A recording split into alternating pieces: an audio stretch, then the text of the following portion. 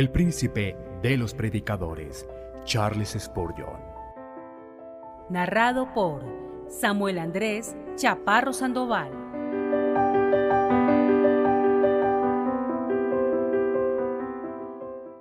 El púlpito del Tabernáculo Metropolitano. Grados de poder presentes en el Evangelio. Sermón predicado el domingo 3 de septiembre de 1865 por Charles Haddon Spurgeon en el Tabernáculo Metropolitano Newington. Por cuanto nuestro Evangelio no llegó a vosotros solo en palabras, sino también en poder y en el Espíritu Santo y en plena convicción, vosotros sabéis de qué manera actuamos entre vosotros a vuestro favor. Primera de Tesalonicenses capítulo 1, versículo 5. Pablo estableció aquí dos cosas que son absolutamente necesarias para el éxito en el ministerio cristiano.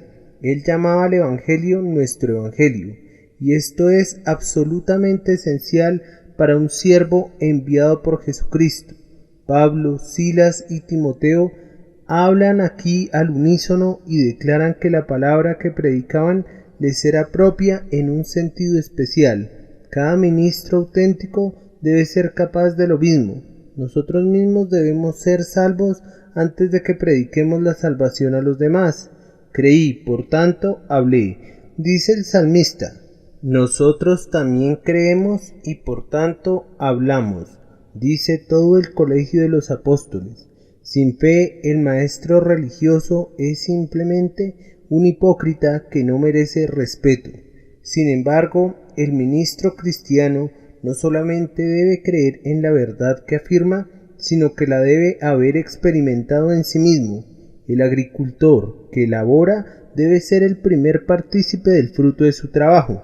Antes de que Ezequiel entregara al pueblo las profecías escritas en el rollo, vino una voz a él, oh hijo de hombre, llena tu estómago con este rollo. Y el profeta no solamente se lo llevó a la boca, donde lo supo dulce como la miel, sino que descendió hasta sus entrañas para mezclarse con su más íntimo ser. Nosotros mismos debemos sentir el peso de esa carga del Señor que proclamamos a los demás, o de lo contrario, no seremos ministros tipo apostólico. Seremos más bien descendientes de los hipócritas fariseos que ataban cargas pesadas, difíciles de llevar, sobre los hombros de los hombres, pero ellos mismos no las querían mover ni aun con el dedo. El apóstol Pablo, con la debida corrección, podía llamar al Evangelio su propio Evangelio. Él había experimentado de manera singular, camino a Damasco, toda su invencible potencia, y después, en medio de muchas pruebas, de múltiples dificultades, de diversas experiencias, en furiosas tentaciones, había hecho propias cada una de las verdades de la Escritura, habiendo probado su dulzura, su fortaleza, su consuelo y su poder joven. Joven amigo, no pienses en predicar mientras no tengas la verdad de Dios escrita en tu propia alma. Es como si quisieras ser el piloto de un gran transatlántico y atravesar el océano sin conocer los principios de la navegación. Atreverte a meterte por tu cuenta en el ministerio cristiano sin que el Evangelio sea tuyo equivale a serte embajador sin la aprobación de las autoridades de tu país. Ningún programa de entrenamiento en Oxford o en Cambridge o en ninguna otra parte, ningún esquema de enseñanza de los clásicos o de las matemáticas te puede hacer eventualmente ministro de Jesucristo si no tienes el requerimiento básico que consiste en un interés personal en la salvación por Jesucristo. ¿Qué? ¿Presumirás de ser un médico mientras la lepra invade tu rostro? ¿Intentarás colocarte entre los vivos y los muertos cuando tú mismo estás vacío de toda vida espiritual? A los sacerdotes de los tiempos antiguos se les untaba sangre en un dedo pulgar, en el dedo del pie y en su oreja, para indicar que estaban consagrados por entero, y ninguno de nosotros debe querer ejercer algún oficio para Dios en medio de su pueblo hasta no haber conocido primero el poder que proviene de la sangre del Señor Jesucristo, que limpia, revive, refina y santifica. Debe ser nuestro Evangelio antes que ni siquiera pensemos en aspirar al elevado y santo oficio del ministerio del Evangelio. Pero solo esto no es suficiente. El ministro cristiano, si quiere imitar a Pablo, debe ser muy cuidadoso de su manera de vivir en medio de su pueblo. Debe poder decir sin avergonzarse: vosotros sabéis de qué manera actuamos entre vosotros a vuestro favor. La generosidad debe ser nuestro atributo más prominente. Todo debe hacerse pensando en nuestra gente, y también debemos mostrar en nuestras vidas la verdad de nuestra profesión generosa. Oh Dios, cuánta gracia se necesita para que tus siervos estén libres de la sangre de todos los hombres y den un verdadero testimonio de su ministerio. No hemos sido nombrados para estar como simples postes que señalan el camino, indicando la ruta a seguir con una precisión sin vida y con una frialdad carente de entrega. Muchos han hecho esto, mientras muestran el camino a los demás. Nunca se han aventurado en él, ni un paso siquiera. Tales hombres serán al fin juzgados de manera terrible. Somos nombrados para ser los guías de los peregrinos sobre los montes de la vida y estamos obligados a apoyar sus pasos y andar el camino sobre nosotros mismos, escalando cada colina de dificultad y descendiendo a cada valle de humillación. Debemos mantenernos gritando al grupo de peregrinos: sed imitadores de mí y prestad atención a los que así se conducen como seguidores de Cristo Jesús. No nos corresponde a nosotros decir vayan, sino vengan. No podemos invitarlos a hacer algo que nosotros no hayamos hecho primero. Es una situación muy trágica cuando el predicador está obligado a decir: hagan lo que digo, no lo que hago. El mal testimonio ahoga la mejor predicación. Una vida santa, un compromiso intenso, un anhelo apasionado por las almas, una importuna oración vehemente, humildad y sinceridad deben mezclarse entre sí de tal manera en nuestra vida y en nuestra conversación que, habiéndonos apropiado del Evangelio, estemos plenamente capacitados para el trabajo del ministerio cristiano. A vuestro favor, para que ustedes que nos soportan no nos encuentren como siervos inútiles en el día del Señor Jesucristo. Habiendo dicho todo esto acerca del ministerio en sí, observamos que nuestro texto trata principalmente con el tema de los oyentes y por tanto tiene una voz para ti. Vamos a usar el texto para dos propósitos: primero, como medio de diferenciación; segundo, para instrucción.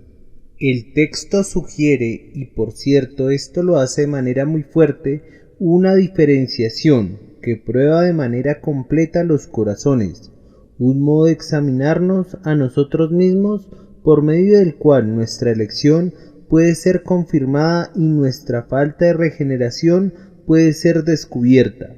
El Evangelio viene a todos los que lo oyen, en nuestra propia tierra, especialmente entre quienes asisten constantemente a los lugares de adoración. El Evangelio viene a todos. Si entiendo la Escritura de manera correcta, es el mismo Evangelio el que viene tanto al no regenerado como al regenerado.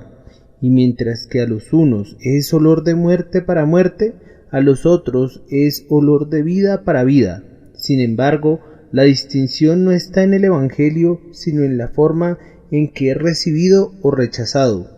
Algunos de nuestros hermanos que están muy ansiosos de llevar a cabo los decretos de Dios, en vez de creer que Dios puede llevarlos a cabo por sí mismo, siempre están tratando de hacer distinciones en su predicación.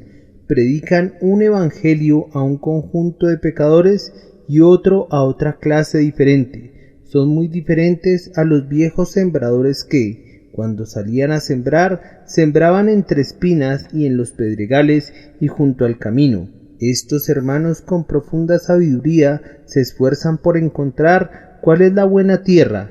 Insisten mucho en que no se debe tirar ni siquiera un simple puñado de invitaciones si no es en el terreno preparado. Son demasiado sabios para predicar el Evangelio a los huesos secos que están en el valle, como Ezequiel lo hizo mientras todavía estaban muertos. Ellos no sueltan ni una palabra del Evangelio mientras no haya un pequeño estremecimiento de vida entre los huesos, y sólo entonces comienzan sus operaciones. No consideran su deber ir a los caminos y a los callejones para invitar a todos los que encuentren, a venir al banquete. Oh, no, son demasiado ortodoxos para obedecer la voluntad del Señor. Esto significa que ellos quieren hacer algo que es innecesario. No tienen la suficiente fe o no han sometido su voluntad lo suficiente a los mandamientos supremos del gran Señor para hacer eso que solamente la fe se atreve a hacer. Esto es gritar a los huesos secos que vivan, decir al hombre de la mano paralizada que extienda su mano o pedirle al paralítico que tome su camilla y ande. Me parece que no querer presentar a Jesús a todos los hombres sin importar su condición y abstenerse de invitarlos a venir a Él es un gran error. No encuentro que David adaptara sus consejos a la habilidad de los hombres. David da un mandamiento a los impíos, y ahora, oh reyes, sed sabios, aceptad la corrección, oh gobernantes de la tierra, servid a Jehová con temor y alegraos con temblor. Besad al Hijo, no sea que se enoje y perdáis el camino, pues se enciende de pronto su ira. No se abstuvo de exhortarlos porque fueran tan rebeldes que no querían y no podían besar al rey. No, les dijo que lo hicieran ya fuera que pudieran hacerlo o no.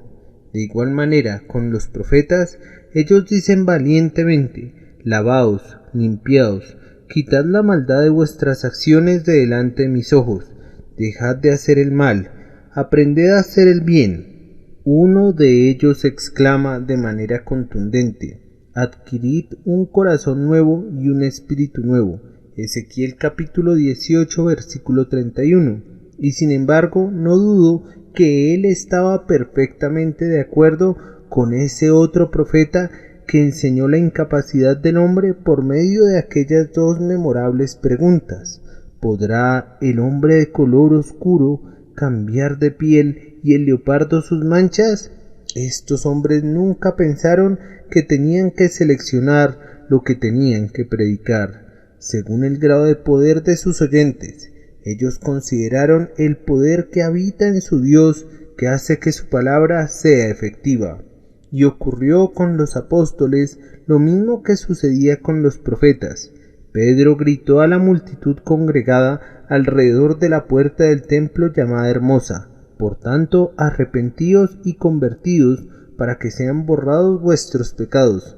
Ellos presentaban el Evangelio, el mismo Evangelio, tanto a los muertos como a los vivos, el mismo Evangelio a los no elegidos como a los elegidos. El punto distintivo no está en el Evangelio, sino en si es aplicado por el Espíritu Santo o es dejado para que sea rechazado por el hombre. Vemos en el texto que el mismo Evangelio viene para todos, y el punto distintivo está más allá, es decir, en la aplicación de ese Evangelio en el corazón. En primer lugar, el Evangelio viene para algunos solamente en palabras. Aún aquí hay diferentes niveles. Para algunos solamente vienen palabras de una manera tal que escasamente saben de lo que se trata. Algunos de ustedes van a un lugar de adoración porque eso es lo correcto. Se sientan en sus asientos y aguantan sentados durante 1 hora y media más o menos como una penitencia. Cuando han hecho eso, sienten que han llevado a cabo un acto muy propio, pero no tienen la menor idea de lo que trató el mensaje. Puede decirse de ellos que oyendo no oyen, pues sus oídos son tardos y pesados. No conocen más de la muerte divina que los hombres que acompañaban a Saulo en el camino a Damasco, que oyeron una voz, pero no vieron a ningún hombre. Yo creo que una gran mayoría de los que asisten a las iglesias no entienden más de lo que se trata la predicación, de lo que entendía el ayudante de Jonatán cuando corrió tras las flechas. David entendió su significado muy bien, pero el muchacho no entendió nada. Son demasiados los adoradores de un Dios desconocido que son insensibles. soñolientos e incapaces de pensar. Para otros, la palabra viene en un sentido un poco mejor, pero todavía en palabras solamente. La oyen y la entienden en teoría, y probablemente están más contentos con ella, especialmente si es entregada de una manera adecuada a su gusto, o si puede ser alabada por su entendimiento.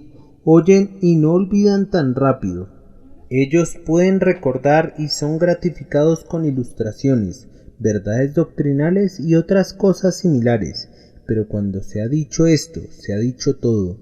El Evangelio permanece en ellos como ciertas potentes drogas permanecen en los frascos de las farmacias. Están allí pero no producen ningún efecto. El Evangelio viene a ellos como un cañón descargado, guardado en su cobertizo, o como un barril de pólvora almacenado en su depósito. No hay fuerza en él porque el fuego del Espíritu de Dios está ausente. El predicador da azotes al aire y latigazos al agua, corteja al viento e invita a la nube cuando predica a gente así. Oyen pero oyen en vano, son insensibles como el acero. Para otros viene de una manera preferible, aunque todavía solo en palabra. Realmente son afectados por él y las lágrimas corren por sus mejillas. Difícilmente saben cómo sentarse. Resuelven que cuando lleguen a casa van a orar. Piensan en enmendar sus vidas. Las locuras pasadas y los riesgos presentes desfilan ante ellos y de alguna manera están alarmados. Pero la nube de la mañana no es más permanente y el rocío temprano se desvanece más pronto que todas estas buenas cosas.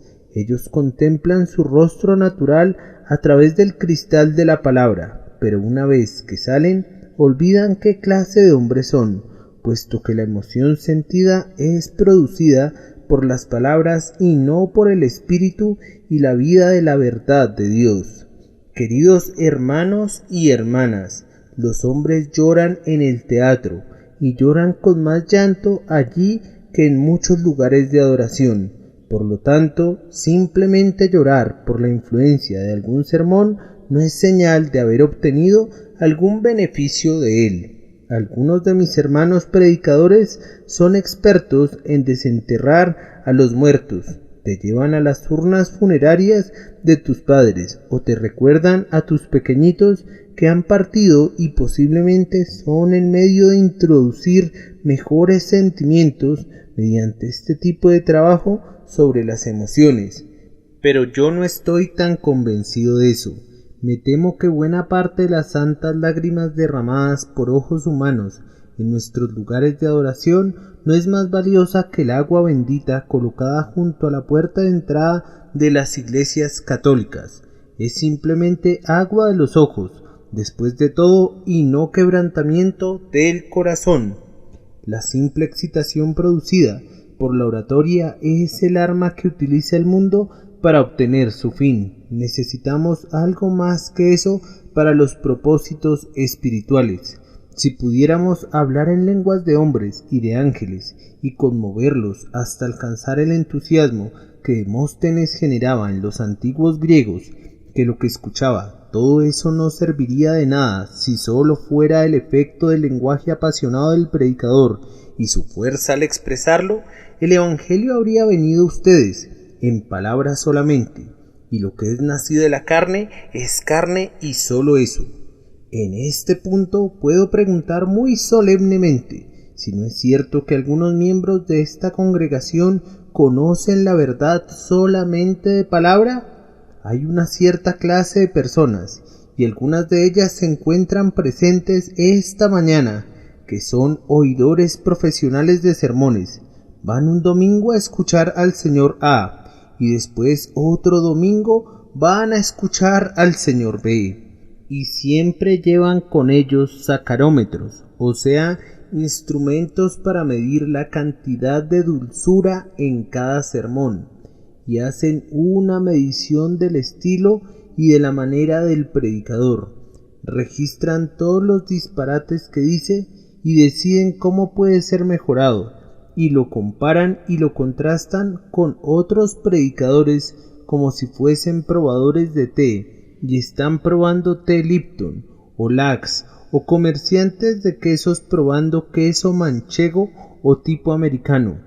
Algunos individuos de esta clase no son sino vagabundos espirituales sin una habitación ni una ocupación establecidas. Andan rodando de lugar a otro, poniendo atención a esto y aquello sin obtener ningún beneficio. Y en cuanto a hacer el bien, ese pensamiento nunca entra en su cerebro. No puedes esperar que el Evangelio venga a ti de ninguna otra manera sino solo como una letra que mata, pues tú vas a oír el Evangelio como simples palabras. No buscas fruto, te sientes satisfecho si solo ves las hojas, no deseas ninguna bendición, si desearas bendiciones las tendrías. Es a la vez uno de los hábitos más viles y más necios despreciar nuestro tiempo criticando constantemente a la palabra de Dios y a los ministros de Dios. Bien dijo George Herbert: no juzgues al predicador, él es tu juez. ¿Qué tienes tú que decirle al embajador de Dios? ¿Acaso que sus palabras no fueron bien dichas? Si Dios habla por él, Dios sabe quién es el mejor para hablar en su nombre. Y si su Señor envía a ese hombre, tengan mucho cuidado de no tratarlo mal, o pueden sufrir lo que aquellos hombres que trataron mal a los embajadores de David, lo que lo motivó a declararles la guerra. De acuerdo al texto, hay otros para quienes la palabra viene con 3 acompañamientos. El apóstol habla de poder y del Espíritu Santo y plena convicción. No creo que la palabra de Dios venga mucha gente con todas estas 3 cosas a la vez. Viene una clase muy numerosa con poder, a un menor número viene con poder y el Espíritu Santo, y a un círculo muy reducido de elegidos en el Espíritu Santo en plena convicción. Si entiendo el significado de este pasaje, y no estoy muy seguro de ello como para dogmatizar, me parece que hay 3 grados de efectos producidos por el Evangelio. De cualquier manera, no estaremos equivocados si afirmamos que algunas veces hay un efecto producido por el Evangelio que puede ser llamado poder, pero que sin embargo no es el poder que salva. Para muchos de ustedes, mis queridos oyentes, la palabra de nuestro Evangelio ha venido con poder sobre sus entendimientos. Lo han oído, sopesado, juzgado y recibido como verdadero y como revestido de autoridad divina. Su entendimiento ha estado de acuerdo con las varias proposiciones que hemos proclamado como doctrinas de Cristo. Sienten que no podrían hacer otra cosa. Estas verdades de Dios tienen tanto sentido y se adaptan también a la ruina de la naturaleza humana y a las mejores aspiraciones del hombre, que ustedes no dan patadas contra ellas, como hacen algunos. Ustedes están convencidos de la autenticidad y de la autoridad del Evangelio por el propio Evangelio. Tal vez nunca han leído las evidencias de Pelley y nunca han estudiado la analogía de Butler, pero el propio Evangelio ha venido a ustedes con suficiente poder para ser su propio testigo ante ustedes, y su entendimiento reconoce con gozo que esta es la palabra de Dios y la reciben como tal. Ha hecho más que eso, ha venido con poder a la conciencia de algunos de ustedes, les ha dado la convicción de pecado, sienten ahora que la justicia propia es necedad, y aunque todavía pueden complacerse en la justicia propia, lo hacen con los ojos abiertos. Ya no pecan ahora sin remordimiento como lo hacían antes, pues conocen un poco la pecaminosidad del pecado. Más aún, se han alarmado con relación al fin último del pecado. El Evangelio les ha hecho conocer que la paga del pecado es la muerte. Sienten que no pueden vivir con quemaduras eternas. Su corazón no descansa cuando piensan en la ira venidera. como Félix, ustedes tiemblan cuando se les presenta el razonamiento de la justicia y del juicio venidero. Y aunque ustedes lo han hecho a un lado diciendo, sigue tu camino hasta que sea el tiempo adecuado para mí, sin embargo, ha venido ustedes hasta ahora con un cierto grado de poder. Más aún, ha tenido un efecto sobre sus sentimientos, así como sobre sus conciencias. Sus deseos han sido despertados. A veces han tenido, que yo fuera salvo. De cualquier manera, han ido tan lejos como Balaam cuando dijo, muera yo la muerte de los justos. Sus sentimientos de esperanza son activados. Ustedes esperan aún poder obtener la vida eterna y sus temores no están del todo muertos. Tiemblan bajo la palabra de Dios. Las emociones naturales que se parecen a las espirituales han sido producidas en ustedes por los destellos de la palabra, a pesar de que todavía el Evangelio no ha venido con el Espíritu Santo. Más allá de todo esto, el Evangelio ha venido con poder a algunos de ustedes en sus vidas. Puedo verlos con placer ansioso porque sé que el Evangelio les ha hecho mucho bien, aunque no los ha salvado. Lamentablemente hay otros para quienes ha sido durante un tiempo brida y freno, pero luego se han alejado de él. Hay aquí quienes, como los perros, han vuelto a su propio vómito, y como la puerca lavada, han vuelto a revolcarse en el cieno. Alguna vez tuvimos esperanza por ustedes, pero casi debemos dejar de esperar. Algunas personas corren hacia la borrachera después de periodos de abstinencia, después de haber conocido lo malo de ese pecado y de haber profesado odiarlo. La pasión ha sido demasiado fuerte y de nuevo han caído en esa profunda zanja en la que están pudriéndose muchas personas aborrecidas del Señor. Oh, que Dios en su infinita misericordia traiga a sus almas el Evangelio con algo más que este poder común, que venga con el Espíritu Santo, así como con poder. Ustedes pueden ver que hemos subido gradualmente hasta una considerable altura, pero ahora llegamos a una elevación mayor para hablar de la gracia salvadora. Para muchos de mis oyentes, como para los de Tesalónica, la palabra ha venido en el Espíritu Santo. Hermanos y hermanas, no puedo describirles cómo es que el Espíritu Santo opera por medio de la palabra. La obra del Espíritu es equiparada por algunas a algo tan misterioso como un nacimiento o como al soplar del viento. Es un gran secreto y por lo tanto no puede ser explicado, pero muchos de ustedes lo conocen experimentalmente. Antes que nada, el Espíritu Santo vino a ustedes como el gran dador de vida. Ustedes no saben cómo hizo que vivieran, pero estos sí saben que lo que tenían antes ahora sí lo tienen. Saben que ahora arde en ustedes una chispa vital del fuego celestial muy diferente a esa chispa ordinaria de vida que estaba allí antes.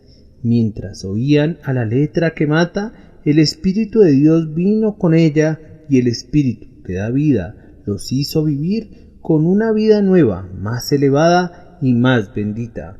Ahora tienen dentro de ustedes a Jesucristo, que es la vida y la inmortalidad. Ha comenzado el cielo dentro de sus corazones.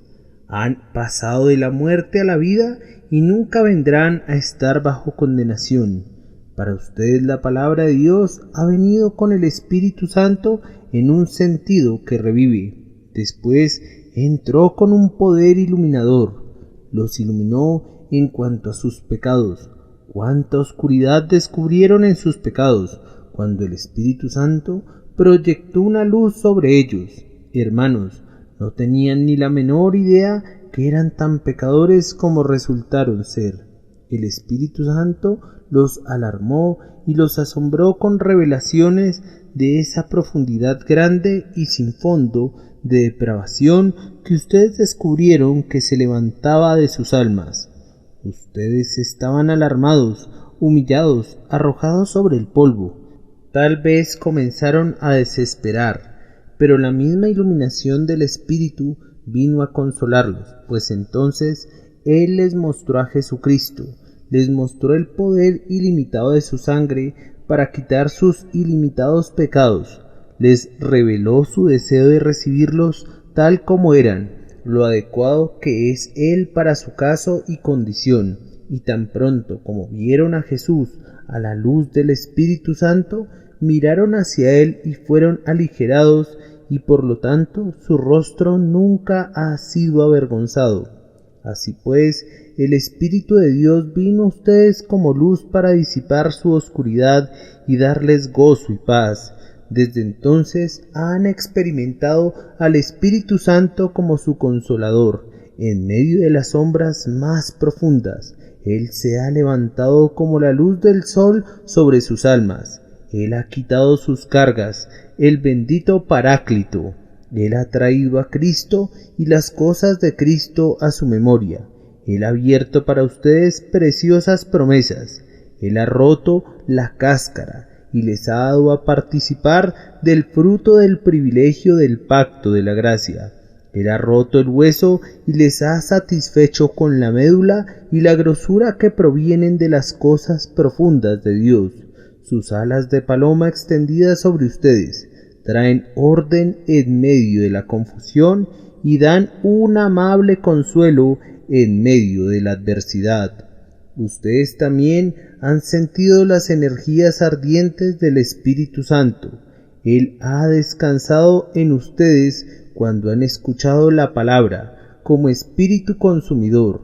El pecado de ustedes ha sido consumido por la venganza santa que ustedes sintieron hacia Él. Han sido conducidos a grandes alturas de amor a Cristo, hasta poder cantar: si tuviera yo 1000 lenguas, ni una sola estaría callada. Si tuviera yo 1000 corazones, todos los entregaría a ti. Cuando el Espíritu Santo ha bendecido la palabra, el corazón de ustedes ha sido como el altar del incienso, con la llama siempre encendida y un dulce perfume ascendiendo, siendo aceptable al Altísimo. Amados, ustedes también han sentido al Espíritu Santo con la palabra como un espíritu de gozo. Oh, la bendición que hemos sentido a veces. Con mucha frecuencia siento mi espíritu abrumado, pero oh, el éxtasis que a mi corazón ha conocido cuando el Espíritu Santo me ha mostrado mi elección eterna de Dios, mi unión con Cristo Jesús. Qué delicias inundan al alma cuando lee del amor eterno, de fidelidad sin fallas, de afecto que nunca cambia y de un propósito que permanece firme como pilares de bronce y sólido como montañas eternas. Y oh, amados míos, a veces sentimos el gozo extraordinario que anticipa la gloria que va a ser revelada. Mirando desde la cumbre del monte Nebo, vemos el paisaje que se extiende abajo, pero mejor aún de lo que Moisés pudo hacerlo, nosotros sí ya bebemos de los ríos que fluyen con leche y miel y cortamos frutos maduros de los árboles celestiales.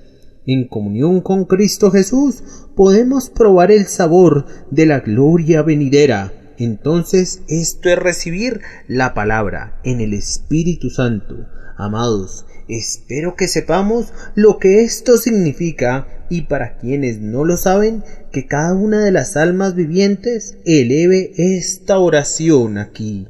Señor, que el Espíritu Santo vaya con la predicación de Jesucristo y que sea hecha efectiva para salvación. Amados, el punto más elevado en el texto es en plena convicción. Si entiendo el pasaje, quiere decir esto: primero, que estaban completamente persuadidos de su verdad y no tenían ninguna duda que los cegara o los hiciera tambalearse. Y segundo, que tenían la más plena convicción posible de su interés en la verdad entregada a ellos. Ellos eran salvos, pero mejor aún, ellos sabían que eran salvos. Ellos estaban limpios, pero mejor aún, ellos se gozaban en su pureza. Ellos estaban en Cristo, pero lo que es más gozoso aún, ellos sabían que estaban en Cristo. No tenían ninguna duda, a diferencia de algunos de ustedes, ninguna sospecha oscura. La palabra había venido con tan bendita demostración que había barrido toda duda fuera de sus corazones. De acuerdo con Poole, la palabra griega usada aquí contiene la idea de un barco a toda vela, indiferente a las olas que se encrespan en su camino. Un barco de vela, cuando el viento es completamente favorable y sus velas abiertas lo están llevando directamente al puerto, no puede ser detenido por las crecidas olas. Es cierto que el barco puede mecerse, pero no es desviado ni a la derecha ni a la izquierda. Las olas pueden ser del tamaño que sea, pero el viento es lo suficientemente poderoso para sobreponerse a su movimiento en contra y el barco continúa su curso de frente. Algunos cristianos reciben el Evangelio de esa manera. No tienen ni la menor sombra de duda acerca de su verdad. No experimentan ni siquiera el principio de una duda acerca del interés que sienten por él, y por lo tanto no tienen que hacer nada más. Con la fuerte mano de Dios sobre el timón y el viento celestial golpeando directamente en la vela, van por un camino directo, haciendo la voluntad de Dios y dando gloria a su nombre. Que la palabra venga a ustedes, queridos amigos, como viene a muy poca gente, que venga en plena convicción, así como en poder y en el Espíritu Santo. Dejaremos este primer encabezado del texto para hacer la observación de la manera en que son conocidos los elegidos de Dios.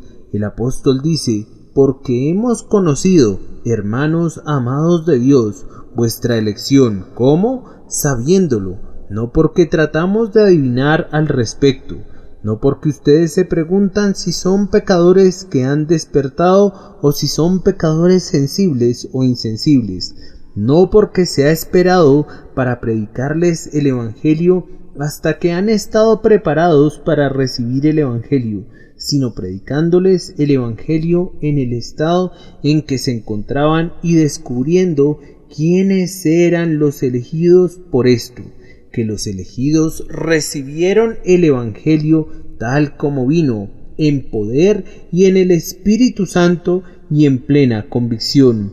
Esta es la prueba de la elección, el Espíritu Santo dando su bendición a la palabra. Y queridos amigos, si el Espíritu Santo la ha bendecido para ustedes, no necesitan pasar las páginas misteriosas de los decretos divinos, pues su nombre está allí.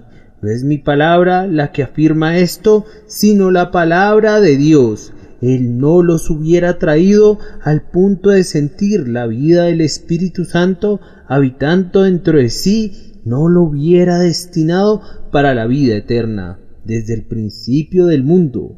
Pero noten y observen por el texto que sigue que ustedes tienen que dar una buena evidencia de que esto es así, o no podemos decir, ni el propio apóstol hubiera podido decir: porque hemos conocido, hermanos amados de Dios, vuestra elección. No podemos decir que el Evangelio ha venido a ustedes en el Espíritu Santo y en plena convicción, a menos que se muestren los resultados correspondientes. Escuchen estas palabras: también os hicisteis imitadores de nosotros y del Señor, recibiendo la palabra en medio de gran tribulación, con gozo del Espíritu Santo, de tal manera que habéis sido ejemplo a todos los creyentes en Macedonia y en Acaya, porque la palabra del Señor ha resonado desde vosotros, no solo en Macedonia y en Acaya, sino que también vuestra fe en Dios se ha extendido a todo lugar, de modo que nosotros no tenemos necesidad de decir nada.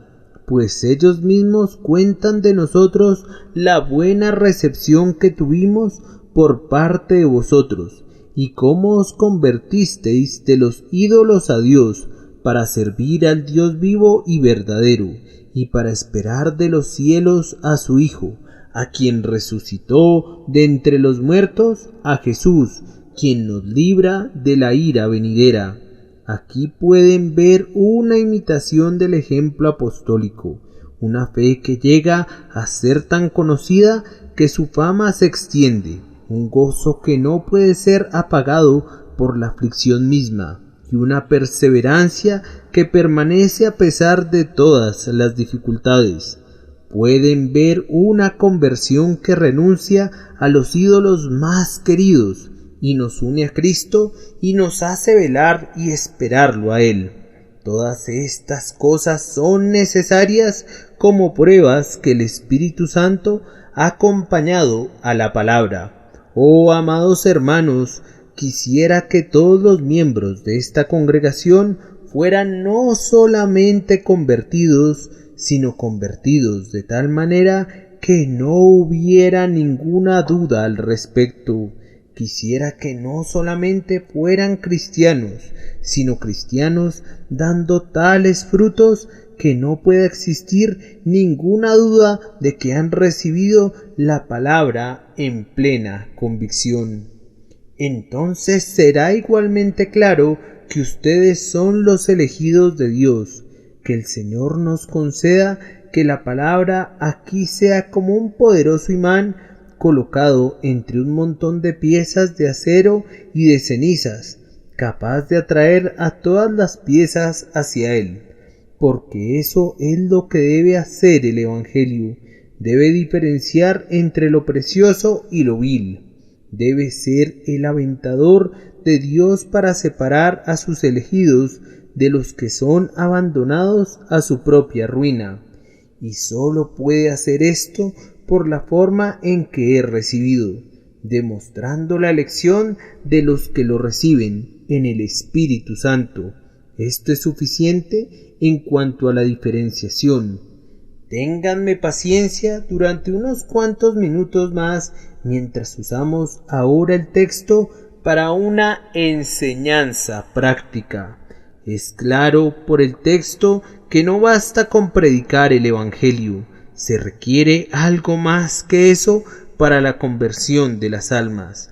Muchas veces les he pedido que me ayuden, queridos hermanos, en la educación de nuestros jóvenes que han sido llamados para predicar el Evangelio, para que sean más eficientes en su ministerio, y ustedes amablemente me han ayudado. Pero debemos recordar siempre que aunque Dios nos conceda el privilegio de enviarnos a cientos de sus siervos ministros, no habrá ni un solitario caso de conversión logrado por ellos mismos. Queremos hacer todo lo posible para erigir nuevos lugares de adoración para esta ciudad, Londres, que crece rápidamente, y siempre es un día muy feliz para mí cuando veo que se termina una nueva casa de oración. Pero ni una sola alma será llevada a regocijarse en Cristo Jesús por el simple hecho de construir un lugar de oración o por la adoración que se celebra en ella. Debemos tener la energía del Espíritu Santo. Ese es el asunto verdaderamente importante. ¿Qué es lo práctico de esto? Pues que se vuelve imperativamente necesario que oremos mucho a Dios para que venga el Espíritu Santo.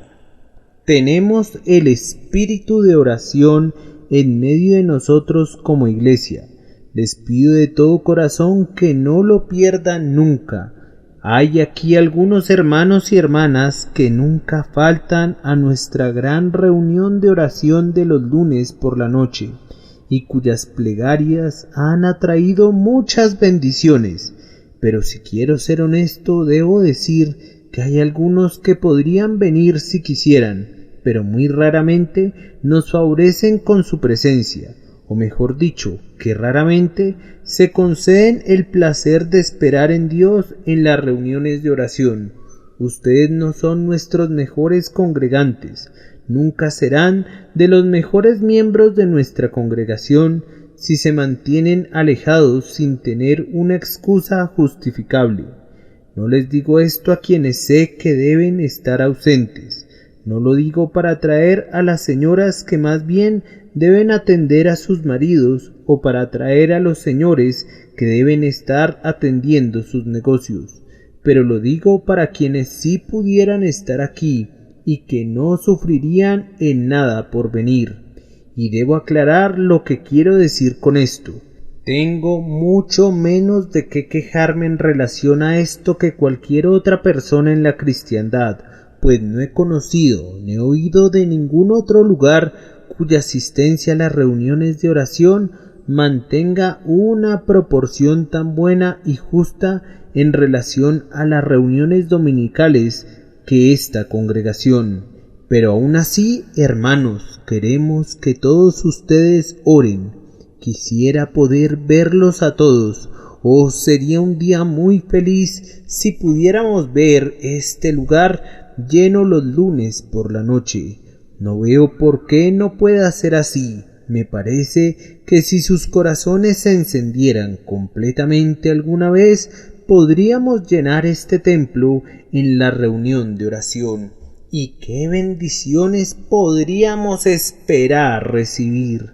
Ya hemos recibido tales bendiciones que no tenemos el suficiente espacio para recibirlas ahora, pero aún así, si la copa comienza a derramarse, dejemos que se derrame y se derrame. Hay muchas iglesias en nuestro barrio que pueden recoger lo que se derrama, y deseamos que se llenen de bendiciones ellos también. Aumentamos nuestras oraciones proporcionalmente a nuestras acciones. Me gusta lo que dijo Martín Lutero en su frase: tengo que hacer tanto el día de hoy que no me será posible terminarlo con menos de 3 horas de oración. La mayor parte de la gente diría: tengo que hacer tanto el día de hoy que solo puedo tener 3 minutos de oración. No me alcanza el tiempo. Pero Lutero pensaba que entre más tuviera que hacer, más tenía que orar, o de lo contrario no podría terminarlo todo. Ese es un tipo bendito de lógica. Quiera Dios que podamos entenderla. La oración y la provisión no son obstáculos para el camino del hombre. Si tienes que hacer un alto y orar, ese no es un obstáculo más grande que cuando el jinete tiene que detenerse en el taller del herrador para sujetar la herradura de su caballo, pues si continúa sin atender eso, podría suceder que muy pronto tendría que hacer un alto de una naturaleza mucho más seria. Aprendamos del texto nuestra deuda a la gracia soberana que hace la distinción. Ustedes observan, amados hermanos, que el Evangelio no viene con el poder del Espíritu Santo para todos. Si entonces ha venido a nosotros, ¿qué haremos sino bendecir y alabar a la gracia soberana que lo hizo venir a nosotros? Ustedes pueden observar que la distinción no se encontraba en las personas mismas, estaba en la manera en que el Evangelio vino. La distinción ni siquiera estaba en el Evangelio, sino en la presencia del Espíritu Santo que lo hizo efectivo.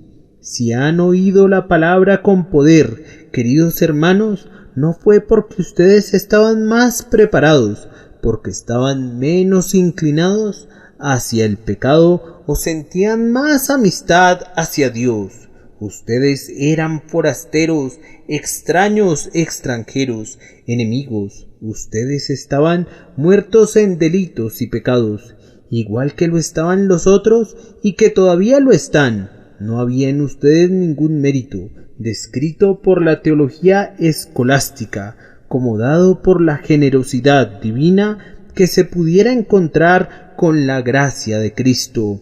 Esos católicos afirman que hay algo en el hombre que lo hace apto para la gracia de Dios, de tal forma que cuando viene la gracia salvadora a quienes tienen ese mérito gracioso, ellos son salvos. Yo sé que en mí todo era incongruente, no apto, todo era contrario a Dios, todo era oscuridad, y vino la luz. Había muerte y la vida entró, había odio y el amor lo arrojó fuera. Satanás tenía el dominio y Cristo venció al traidor. Por tanto, toda la gloria sea su santo nombre. A él pertenece toda la gloria. Que sea tuyo el grande gozo de proclamar su nombre y alabarle en cada uno de tus himnos. Solo voy a mencionar de pasada una tercera lección práctica, y es que vemos que hay grados de logro aún entre quienes han recibido la palabra con el Espíritu Santo. Busquemos el más alto grado. Generalmente ustedes no están satisfechos con la misma calidad de vida. Ustedes desean tener más comodidades y lujos. Sería bueno que pudieran hacer lo mismo con las cosas espirituales. No se contenten simplemente con ser salvos, con estar vivos espiritualmente. Pidan ser valientes en lo relativo a la verdad de Dios. Para mí sería un gran honor, espero, ser un soldado raso si me llaman a defender a mi país, pero debo confesar que no me gustaría ser de la tropa siempre. Me gustaría ser pronto promovido a cabo y a sargento tan pronto como fuera posible, y me quejaría con ganas si no pudiera llegar eventualmente al grado de oficial. Me gustaría que me vieran hacer mi mejor esfuerzo, y me gustaría alcanzar la posición más prominente si puedo servir así mejor a mi país que como soldado raso. Pienso que lo mismo debería suceder con el cristiano. Él no debe buscar honor en medio de los hombres, pero teniendo más gracia, si puede servir mejor a su Dios y dar más honor a su nombre, entonces que se esfuerce. Ah, mis queridos hermanos, ¿cómo es posible que queden sentados diciendo ¿es suficiente? La política de quédate quieto y agradecido no es muy aceptada ni en el campo político y mucho menos en el religioso.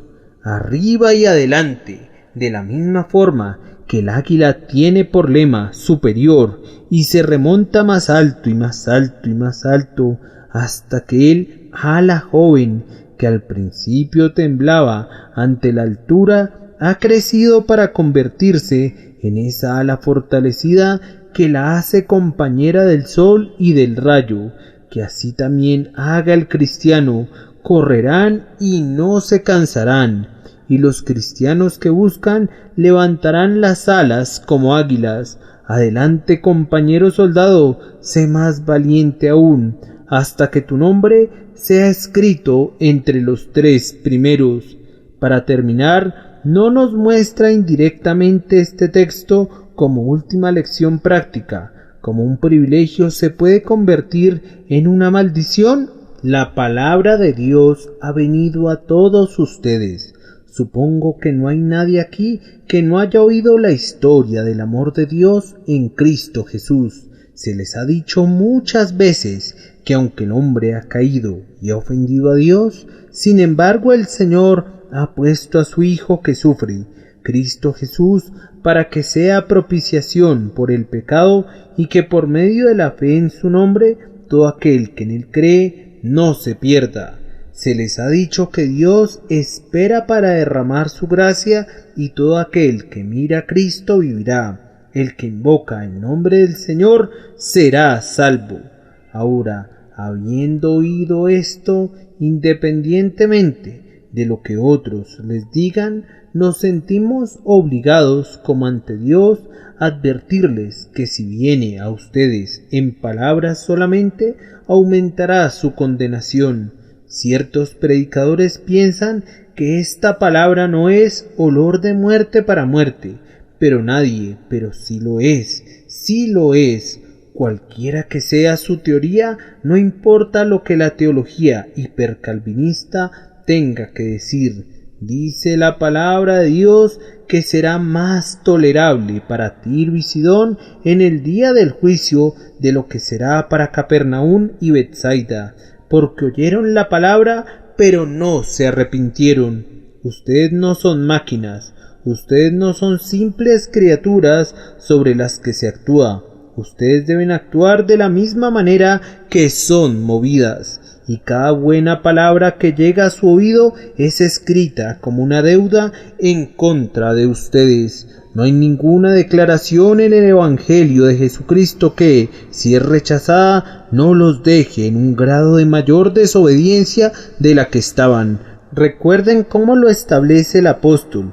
Pero para los que no creen, la piedra que desecharon los edificadores, esta fue hecha cabeza del ángulo, y piedra de tropiezo y roca de escándalo. Aquellos tropiezan siendo desobedientes a la palabra, pues para eso mismo fueron destinados. Ellos no podrían haber sido desobedientes si no fuera su deber obedecer. Ningún hombre es desobediente allí donde no hay ley. Es por tanto el deber de cada pecador que oye el Evangelio creer en él, y si no cree, esta misma piedra caerá sobre él y lo triturará hasta convertirlo en polvo. Besad al Hijo, no sea que se enoje y perdáis el camino, pues se enciende de pronto su ira. El mismo Salvador que bendice tendrá ira. El que ama a su pueblo se enojará con quienes lo rechazan, y cuando su ira se enciende un poco, ¡ay del objeto de su ira! Benditos son todos aquellos que confían en él. Que nosotros seamos contados entre el número de los benditos para alabanza y gloria de su gracia, por medio de la cual nos hace diferentes de conformidad a la elección de su propia divina voluntad. Que Dios bendiga a esta congregación, por Jesucristo nuestro Señor. Amén.